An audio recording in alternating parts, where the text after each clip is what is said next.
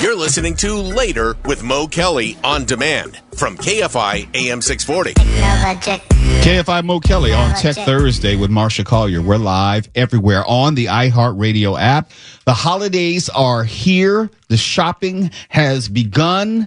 The ridiculous expenditures are well underway. Marsha, Collier, how should we look at this holiday season, at least through the lens of technology? Well, I was listening to you earlier, Mo, and I was kind of hoping we could financially recover February. We can individually, but collectively, we probably are not going to. No, collectively, people are going to be paying till June. Absolutely. So you want to talk about some gifts first, or? Sure, why not? Why not? Okay. Some of the most popular gifts. I mean, let's just quickly talk about it. There's all the tech in the world. How many people have many pairs of earbuds? I do. I have at least 2 or 3 Google Buds. So, I mean, without going into it and without being repetitive, there are so many tech things that we already have that would be easy to buy. Oh, let's buy headphones. No. So let's think a little better. And I got some of these from AI, which a lot. What? I know. What? They're sucking me in.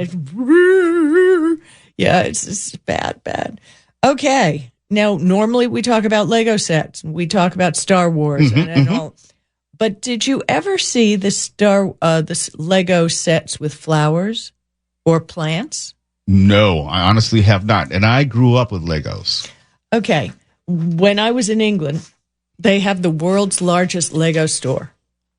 And they had a whole garden of plants. Lego plants. I'm showing Mo a picture of I think it's the succulents, the cactuses, all different colors. They're well defined. I mean, it's not like, it doesn't look pixelated. You know what I mean? It doesn't look Legoed. Right. Yeah. It doesn't look Lego. And as a matter of fact, they're so real. They have an orchid, which is gorgeous, which I got for my birthday. And I've never done a Lego before in my life, so this ought to be really interesting. What? You never had like a Lego brick set? No. Oh, you have missed out. I bought my daughter, we played makeup and nail polish. I miss Lego. They have grown. Obviously, this is another example of it. They have grown as far as the type of sets that they offer, which they would appeal to a wider variety of people. Right. And on the Reddit board, I'm a member of the Orchids group. And when people are showing their orchid collection, there'll be one of the Lego orchids in the middle of it, because not all your orchids bloom at the same time. But at least you have one that's guaranteed to be in bloom forever. And they're fun to put together, because I know people who've put together the floral bouquet and some of the other garden items. Good to give to a woman to do, together. Question, and maybe you wouldn't know the answer to this, but this is what comes to mind for me. I would wonder whether you would put this outside because the sun likely would fade it. I don't know. As I said, I'm not a Lego person, so I don't know if Legos fade in the sun. Maybe Lego Group wants to call us and let us know, but I believe from some of the people that are nodding their head in the yes. Let me just say as a disclaimer, yes, we know it is Lego brick. It's not Legos, okay? But I've been growing up saying Legos. It's going to be Legos until I die, all right? Right.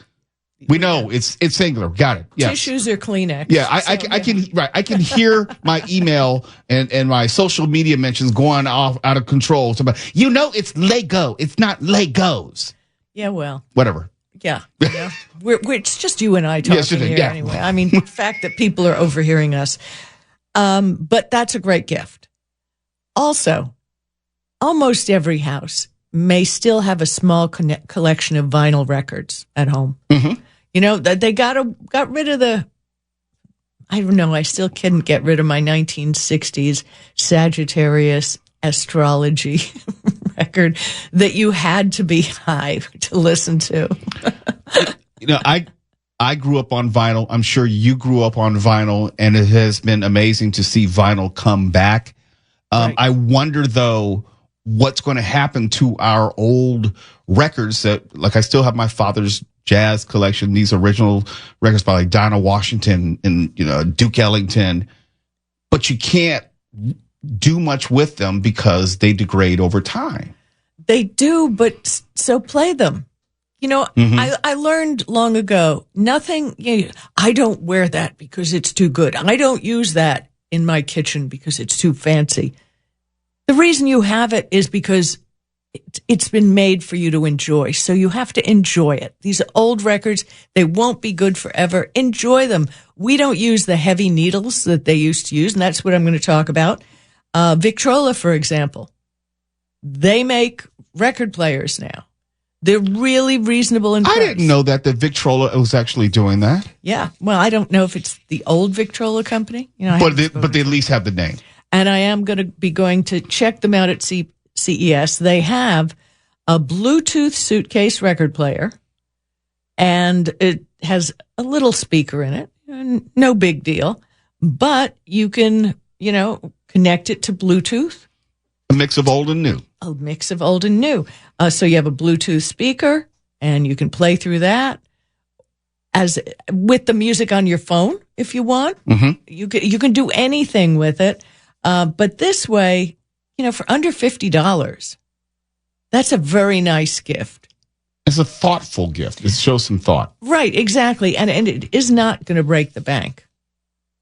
I mean, this is something you really want. Also, board games are coming back in style. Now, that is something I would like to see. And board games are really inexpensive, unless, you get the Star Wars Monopoly set or something like that. But the prices are really good. They're good gifts because, let's face it, we all know that Christmas gifts aren't the be-all and end-all. It's a gift. It's the thought that counts. If you have a teenage young lady, maybe she's a Swiftie. For $20 on Amazon, you can get these bracelet making kits with the little letters and the little beads things. You get the elastic string, and they can make bracelets for the whole world. And 20 some odd dollars. Let me take one step back. Do you remember the board games that you were most fond of growing up? Yeah. Yeah, I loved Monopoly. Mm-hmm. I loved Clue. Love Clue. Love Clue. Yep. Maybe because for me it was analytical. Yeah, you had to think. And Scrabble. Scrabble, definitely. My mother made me play Scrabble at an early age. My family played a lot of Sorry. I never played Sorry. Well, I was an only child, so it was hard. Sorry, Life, Chutes and Ladders. Obviously, Monopoly. Mousetrap. But also with those games, the point I'm making is those games have a lot of family memories connected to them. And they bring people together. I was just at a party a few days ago, and people were playing. These are adults. Hungry Hippo. It can get violent, that game. Really aggressive game. But they were really having fun. Little cocktails, little Hungry Hippo. We'll bring back stuff where people interact. Did you ever play Yahtzee? I could never get into Yahtzee. No. But I loved playing cards, and I haven't found anybody to play cards with since I grew up, and that was sad. I haven't played cards. My father was a great card player. My father, Pinochle. Pinochle, yes. They had a special deck of cards. I don't understand. But Pinochle, Bidwist. We played spades. There are all sorts of games we played, but I haven't played cards in a while. That's something I think might be cyclical. Well, I think it makes you think. As we said, the other game, Scrabble, makes you think. Clue makes you think.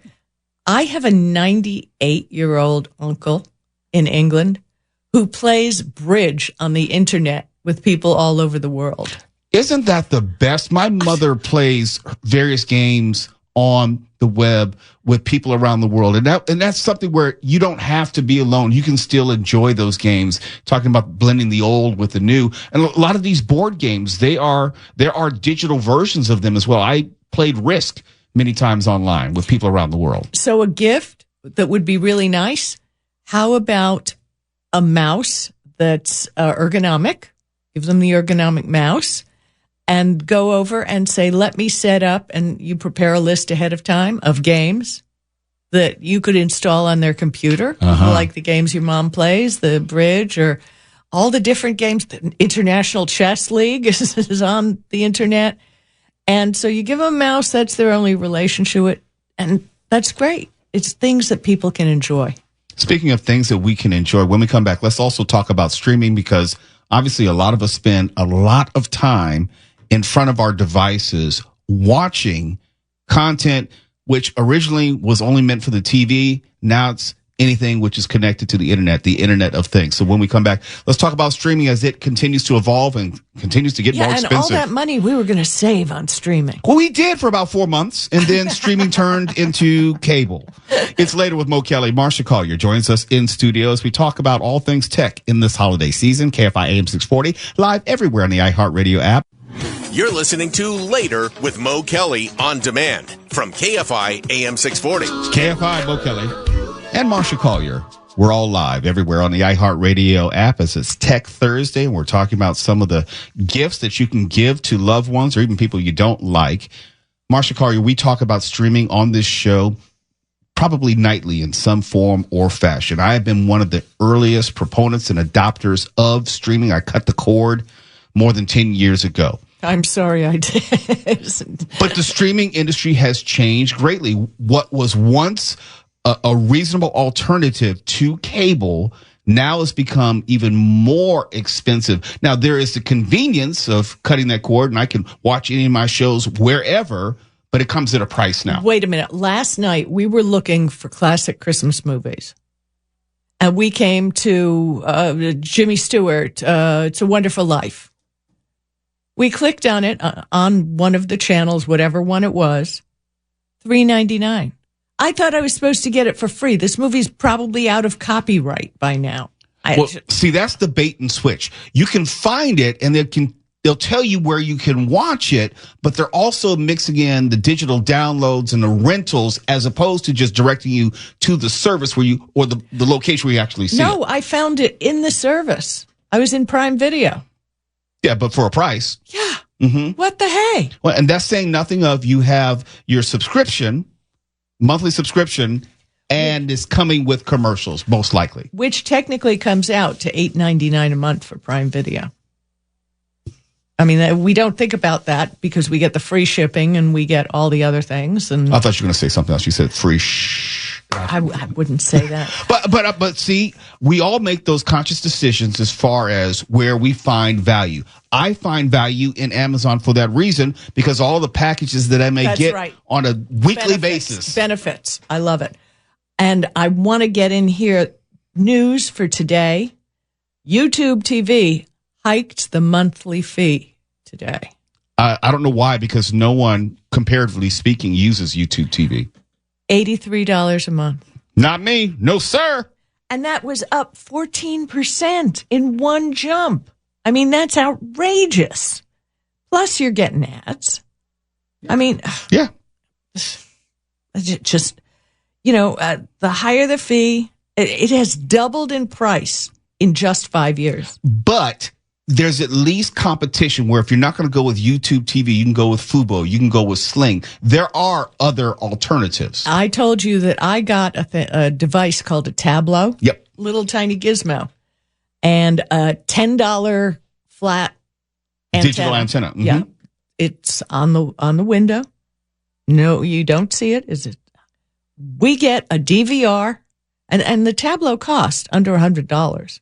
So we get a DVR, we get all the local channels, we get all the services that they stream. The local channels plus their substations, like Channel 4, 4.1, 4.2. And Scripps News, which we never see anywhere here. So, you forgot the best part. Yeah. In HD. Mm-hmm. For free. Free, FREE, and it's called the Tableau. Great. I have to recommend, no subscription. Great gift. And help people put it up. So anyway, that's a lot of money. I mean, it's getting out of hand. We thought we were saving ourselves money when we cut the cord, and we are paying now more because the internet cost is more also than it used to be. And there's something else. I thought they were overly ambitious when they had, let's say, Disney Plus at $5.99 and Apple TV at $5.99, but they weren't generating the revenue that they originally thought they would. They weren't generating content either. Let's face it. That's true. Let's face it. The value now of these channels is the content you generate. I mean, old movies and all that old stuff, it can be found on the internet, maybe, if they haven't destroyed everything.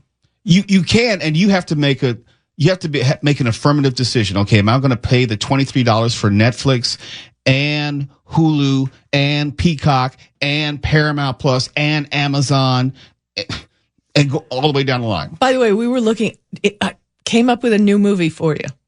The Man Who Invented Christmas. It's the story, and it's funnier than all get out, of how Charles Dickens wrote A Christmas Carol. And it's free on one of the platforms, The Man Who Invented Christmas. It's really a good movie. If you say free, I'm inclined to believe that might be Tubi. Have you ever tried Tubi? I use my Tableau. Mark is one of the greatest supporters of Tubi known to man or woman. Tubi evangelist. And it is free. Mm-hmm. It's a free service, just letting people know about cost savings. And it has an extensive library of TV shows and movies and new content. Maybe not the best new content, but that's another option as well. You don't go to Tubi for new stuff. You go there for its gold mine of classic and cult stuff and some old TV shows, including some that I'd rarely even seen on streaming or home video. There's some obscure, wonderful stuff on Tubi. Yeah. And by the way, I have a Vizio TV at home. I like my Vizio TVs. I do too. I have two of them. They've been great. Well, guess what? Uh-oh. They're not owned by Vizio anymore. Walmart paid $2.3 billion to own all the Vizio TVs. I like Vizio TV. I don't know how that impacts the Vizio brand. Now, I know it's great for Walmart because they'll have an in-house, TV content provider delivery system. Vizio TV will become an extension for Walmart Connect, an advertising platform that launched in 2021 and placed ads in streaming services. Now, they're going to put them all on the Watch Free Plus channel. There it is. There's the content delivery. There you go. But the point is, you can go around all this because we have Vizio TVs and we like them. We use a Fire Stick, or you can use an Apple TV, and that way you don't run it through the TV. Yes, because I only use my Roku. Yeah, we don't even have we don't run any of it through the TV. Yeah, for those who don't know, you buy your TV and it will have its preloaded channels, live channels and offerings and preloaded apps. You don't have to use their quote unquote operating system. And it's just as easy to get a Fire Stick or whatever you want to use, plug it into the HDMI port. It's simple. You don't have to have any technical knowledge whatsoever. Just press the go button. I did it for my mom. She swears by it. Right, exactly. I did want to let you all know, though, that there are deals to be had. Over Cyber Monday, I really hope you got in on some of them. We got Showtime and Paramount Plus for $2.99 a month for a year. That's a good one. That was a good one. They had Disney Plus and Hulu for next to nothing, another $2.99 a month deal. And so this was Cyber Monday. On your holidays, you have to do this. And if for some reason you're not eligible because you've been a subscriber for a year, use your spouse's email address and switch it back and forth. Get out of my life, Marsha Collier. Stop telling all my secret tips and tricks because, yes, that's all I can say. Yes. And one last thing before we run out of time. I told you about AI that I've been into. So I asked Grok, Elon Musk's AI, what he thought of Marsha Collier's new book, Android Smartphones for Seniors for Dummies, second edition. And to be honest, it covers the essentials for using an Android smartphone, from basic functionality to more advanced features like media streaming and photography, ensures that readers can get the most out of their devices without needing to dive into unnecessary complexities. Had a page and a half of good stuff to say about my new book. I was going to say, is that like a review that you can use and post on your website? Why not? I am going to use it tomorrow. I did it this evening. Grok approved. And Grok approved. I'm going to make a little seal icon and I'm going to do that. But it is Android Smartphones for Seniors for Dummies, not just for seniors. And Amazon's being a little weird and sketchy about it. A lot of the other sellers are selling it on Amazon. So go in and visit those other sellers as you can on Amazon and take a look. Some of them have it cheaper. Some of them have it higher. Last night it said only 3 left in stock soon. And today, bang, they had more. So I don't know what's going on with Amazon's stock system. I do know how many are there, and they have them. Marsha Collier, congratulations to you on your new book. Thank you for always coming in studio and sharing your knowledge. It is invaluable, and we appreciate it and you. Thanks so much, and happy holidays to everybody out there listening. Enjoy the holidays. Enjoy your family. Enjoy the love. You're listening to Later with Mo Kelly on demand from KFI AM 640. In just a second, we're going to talk about the money that you're going to spend and arguably waste this holiday season. But before I do that, I have to send a shout out to Shannon Farron. The Rams just defeated the San Francisco 49ers.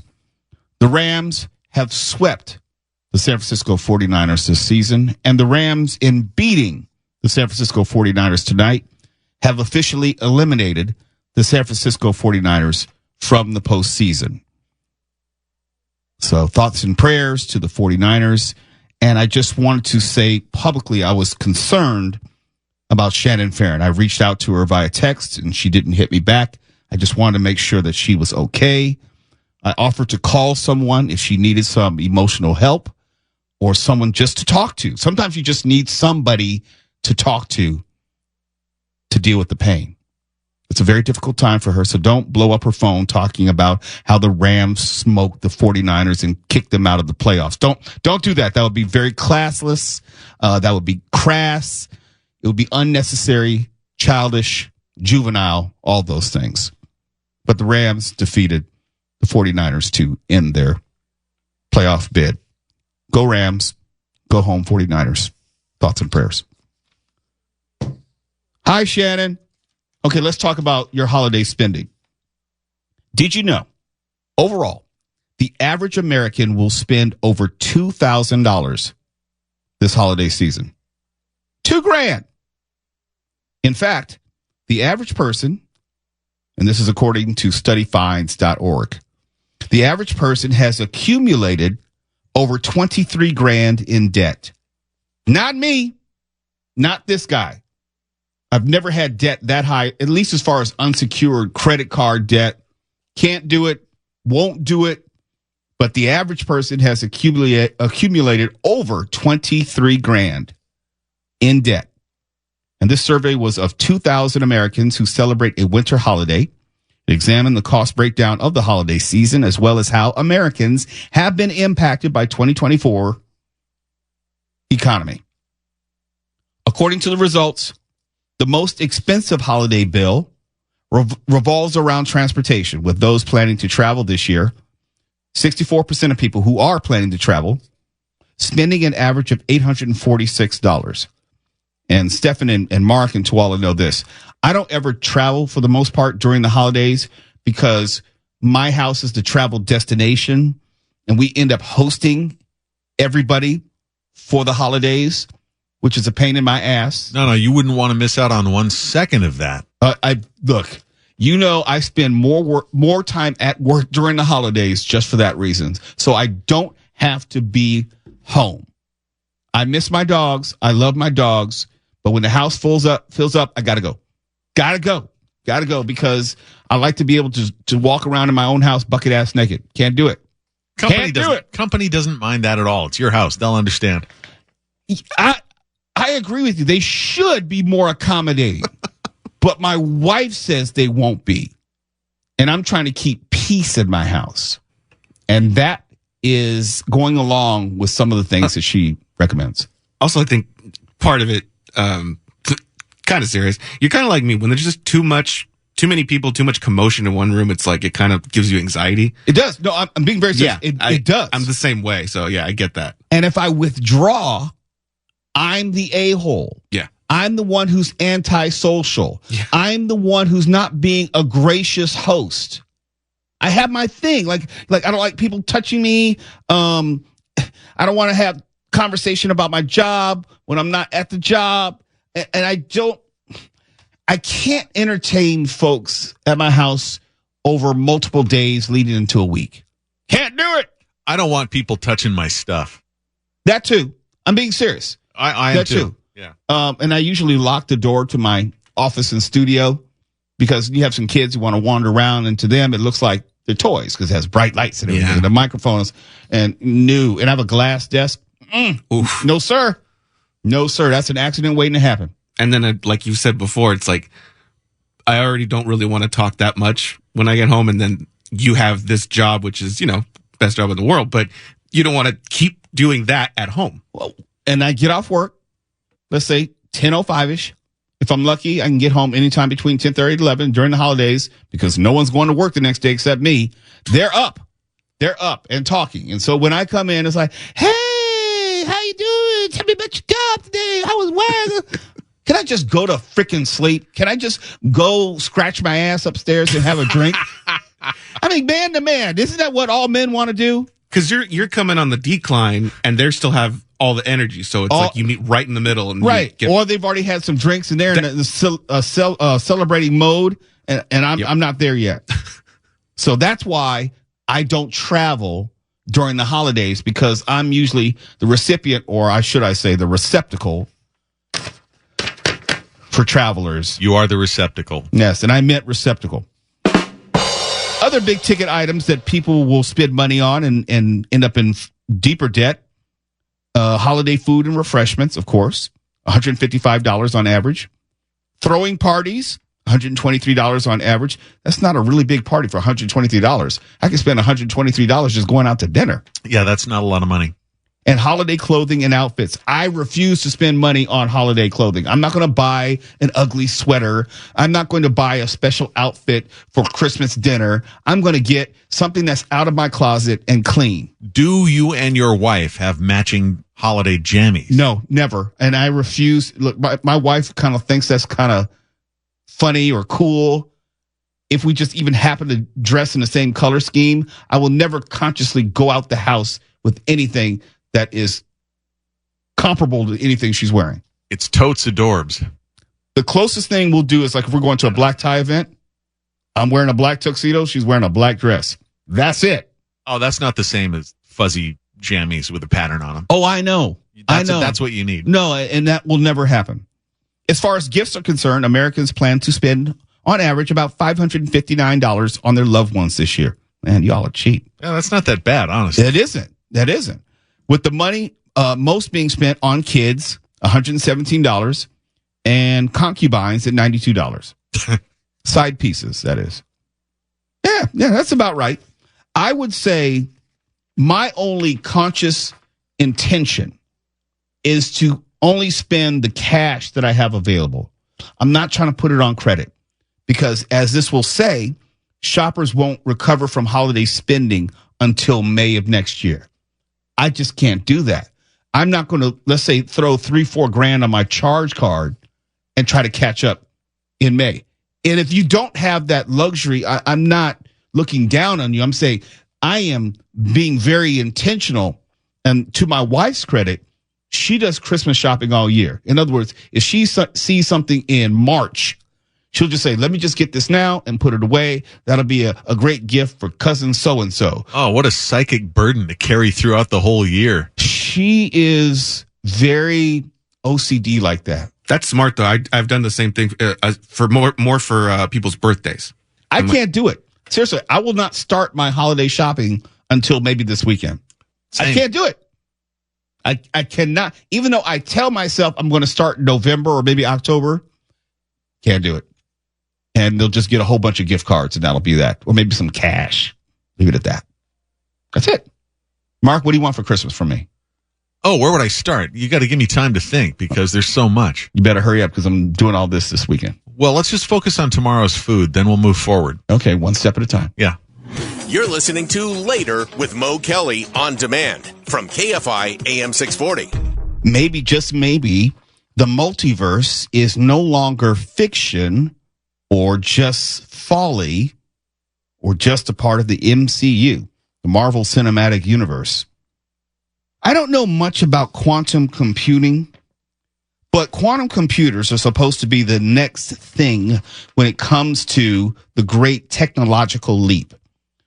Traditional computers are limited due to physics and other phenomena as far as how quickly they can do computations. But quantum computers use quantum mechanics to calculate highly complex problems that cannot currently be addressed with what are termed as classic computers. Google has a new chip, and it's called Willow. And Google is claiming that Willow is so extremely fast, it indicates it uses computational power from other universes. I'm not making this up. This is for real. Willow is believed to be able to solve a problem, some of the most complex math problems, in fewer than 5 minutes. Now, Hartmut Nevin, who is Google's quantum AI founder, says the only explanation for such a feat is the influence of a parallel universe. And this is what Hartmut Nevin had to say online. Quote, Willow's performance on this benchmark is astonishing. It performed a computation in under 5 minutes that would take one of today's fastest supercomputers about 10 septillion years. 10 septillion is 1 plus 25 zeros. So as far as Google's concerned and its most brilliant mind, as far as quantum AI, Hartmut Nevin, very disrespectful what his mother named him, but Hartmut says, we now have proof of a multiverse. We are not alone in these universes. You doubt this or something? No, I don't doubt it. I find it amazing that this is happening in my lifetime. You know, multiversal proof. We got aliens and UFOs. Pretty soon we'll be able to find where the Loch Ness Monster is. Bigfoot, they have more convincing evidence than ever that it's hanging out somewhere in the Pacific Northwest. The pictures are getting better and better. It's a great time to be alive. I believe that Hartmut and the Willow chip are all part of a grander realization that this could all be a simulation.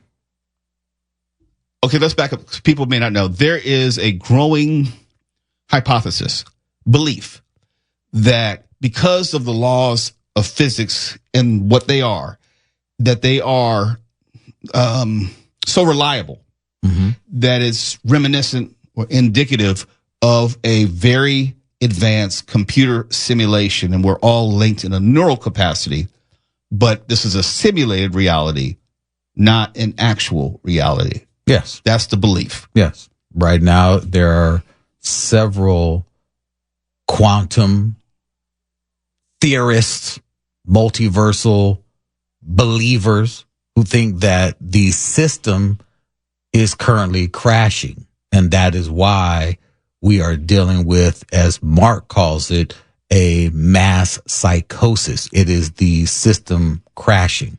You're saying the glitch in the matrix. You can call it that, yeah. Okay. Yeah. I just want to live long enough, or it may not matter. I just want to be around, hopefully, to experience time travel.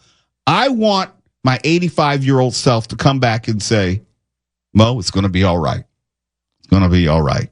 It gets better. That's all I want. I just want to meet my older self. That's all I want. I want to know that time travel is real. Or, you know, be able to experience it myself. I would love to be able to go into the future, assuming it's theoretically possible, and see beyond my years and see what this planet will look like if we haven't destroyed it. Like maybe like 2383. Do we have warp drive? Do we have time travel? Ooh, you give us 2383. You're very hopeful. That's what I'm saying. If we haven't destroyed ourselves. Yeah. Most likely we're done for. I'm not Mr. Doom and Gloom, because I want to see where this Marvel Cinematic Universe that we're living in goes. But 2383, that's, I mean, you know, 2030 is I know. When they say tomorrow's not promised, they're talking about, yeah, they mean literally. I'm not talking about the supposed doomsday clock, but we're teetering. We are on the edge. We are almost caught into that gravitational field of circling the drain where you cannot escape it. You just end up going down the drain. We're right on the periphery. Yeah, we're the right event there. horizon. We're circling. When Burger King says we don't snitch on their social media account, We're circling, man. Yeah. We're circling. There's a drain and we're circling. Yeah. Sorry. Mark, very quickly, is there anything that you hope will come to be or will discover or create or find before you leave up out of here? I don't know, but I'm always interested in this talk of multiverses and time travel and stuff because I took the whole history of science, and I was the only non-science major to get A's all the way through the series when I was an undergraduate. All this stuff fascinates me, but you got to understand that when scientists talk about theoretical stuff like this, like multiverses, time travel, and the like, those are just theories. They're absolute. There's nothing to those that will ever be true. It's just something like they like to kick around. And you cannot put any. I wouldn't make any bets on anything happening based on that. But I will say this: the same was said of Einstein's theory of relativity once upon a time, and incrementally, we have been able to prove portions of it, as far as time dilation, gravity, and its impact. There are things that we've been able to prove about some things along the way.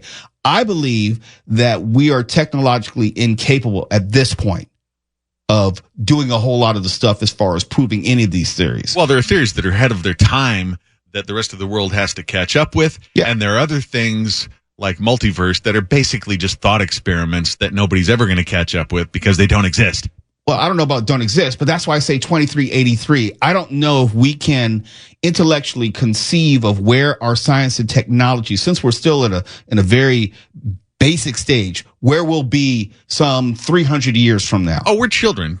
Don't forget, we've only been pooping indoors for like 150 years, if right. that. We know nothing about ourselves, our planet, the universe. And it's why I kind of hope some Klaatu and Gort come to slap us down and say, hey, cool it with some of this stuff before you ruin everything. Well, that's why I'm holding out for quantum computing, because I think that exponentially speeds up a lot of this. That example that you brought up is the one I was referring you to the other day when we had our last talk about what could possibly come that's good out of AI. That was one of the things. Now, see, Mark is actually the program trying to reset the system and get us out of this spiral that we're in. I'm Neo. He's a control. Yeah, he's another form of control. Yeah. I am the Neo of KFI. No, you're the agent. Hey, well, yeah, I'll take that too. Smith. Actually. It's Later with Mo Kelly. KFI AM 640 live everywhere in the iHeartRadio app. We go through all the that's going on so that we can tell you just the you need to know. KFI and KOST HD2. Los Angeles, Orange County. Live